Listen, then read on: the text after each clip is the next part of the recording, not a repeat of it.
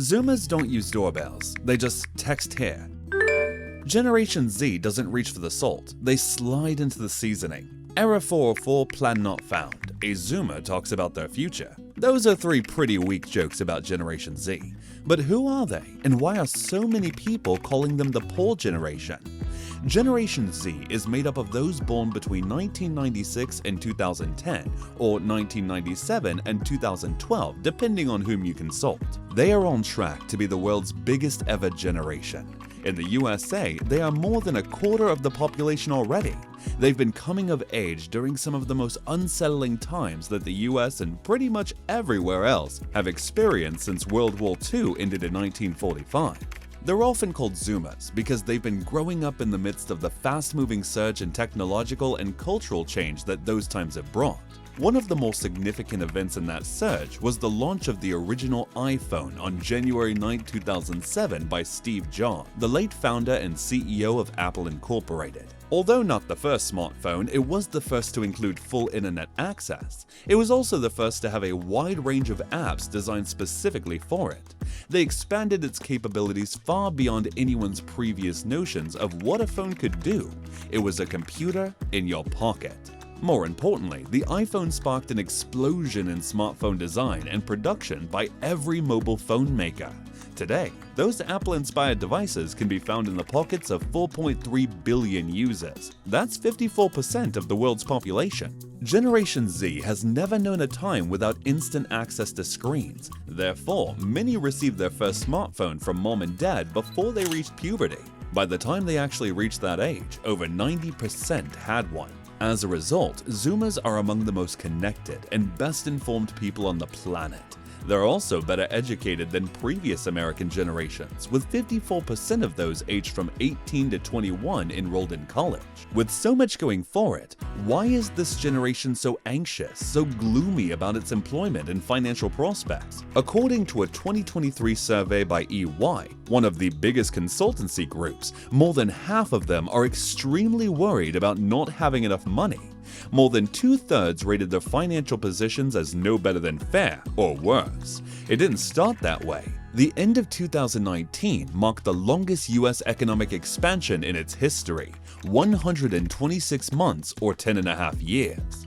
It was also the 10th year in succession of growth in jobs. Unemployment was just 3.5% of the workforce and the lowest level since 1969. As 2020 got underway, however, a beast blew in from the east. Being in China, the coronavirus pandemic swept across the world. Governments almost everywhere responded by locking down their economies. Everyone had to stay home, and if that meant they couldn't earn a living, too bad. Nothing like it had ever happened before, and it couldn't have come at a worse time for Generation Z. The oldest of them were 22 to 25. Fresh or not long out of college and either looking for work or just getting to grips with their first job.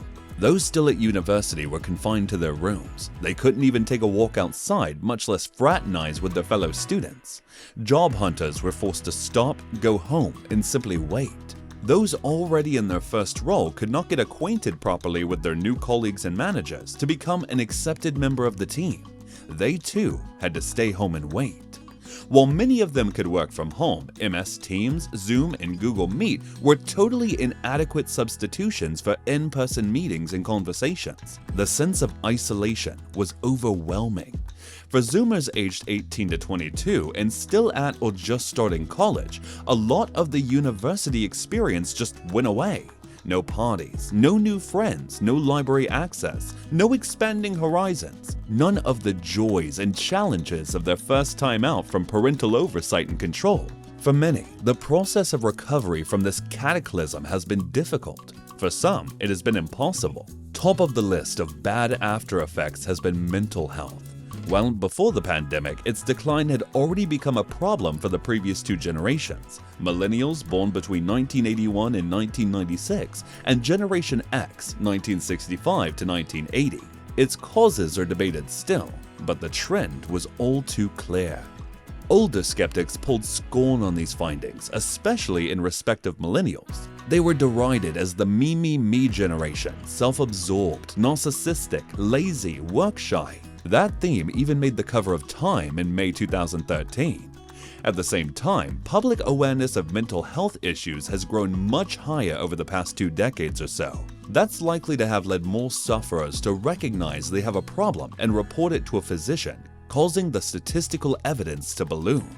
These trends became even more evident among Generation Z, and especially so during and after the COVID pandemic.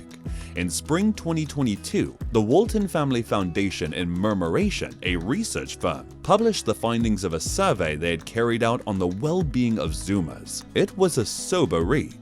But it's not that surprising, surely. How would anybody feel after they'd been robbed of most of their formative experiences associated with adolescence and early adulthood? No social life, a stunted education, no work, or even if locked down at universities, none of the comforts, support, or affection of family life.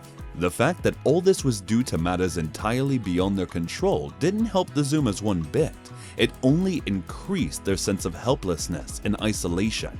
And we haven't even mentioned those who lost parents or other family members to COVID, or whose family got into unmanageable levels of debt, or the many other life changes that assaulted our society as a direct or indirect result of the pandemic. Skeptics might dismiss all this as being too much about fears, suppositions, and feelings, so let's see what actually happened.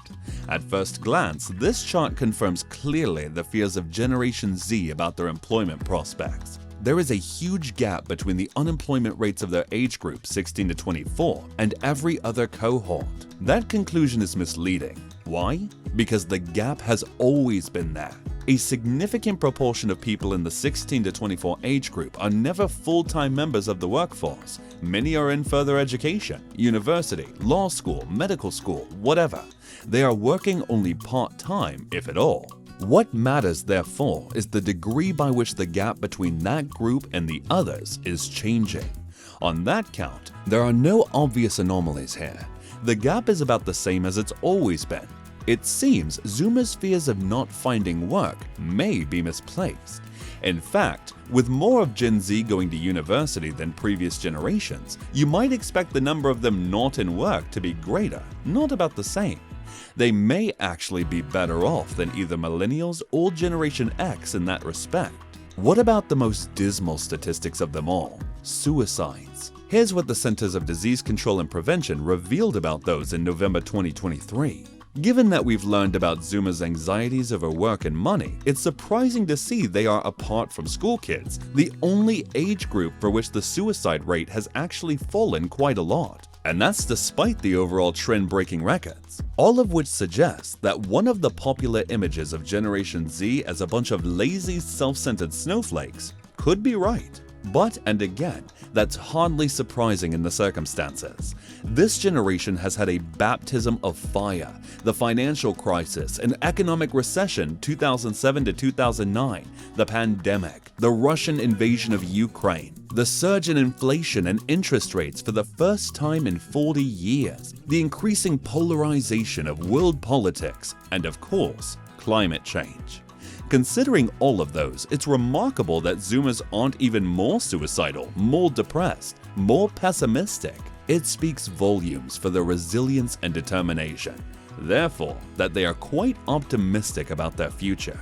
In fact, really optimistic. The chart shows that over 76% of them are at least moderately confident, and over 43% at least very confident they'll be living comfortably when they reach 30.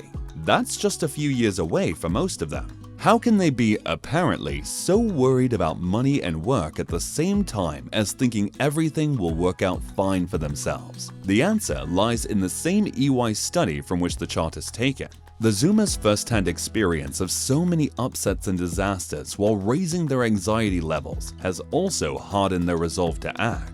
That's why 65% of them were in full or part-time work in 2022, with nearly 40% also running a side hustle to bring in extra cash. So much for being lazy. Above all, Generation Z is pragmatic. EY claims they reject perfectionism in favor of realism. Also, they're born skeptics and shrewd observers, unafraid to question the status quo. That's because they check everything on their cell phones. Their preference for realism is likely why they are savers, not spenders. According to recent research, hardworking Zoomers have built a massive $360 billion in disposable income, but they save about a third of it. That's well above the world average of some 25%. With all that cash sitting around, it's no wonder that nearly half, 45% of the generation want to buy a home within the next few years.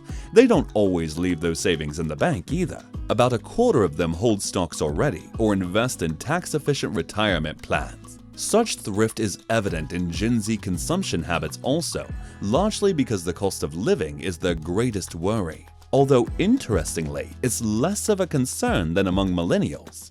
That's why around 80% of Zoomers are happy to buy clothes in thrift stores and online secondhand outlets such as eBay, as well as on newer sites such as Depop and Vinted. They are also active users of buy now, pay later schemes, especially Klarna. By this point, you might have begun to form the opinion that Gen Z are a pretty old-fashioned bunch, careful with money, keen to save, longing for a home of their own, already planning for their retirement, and so on.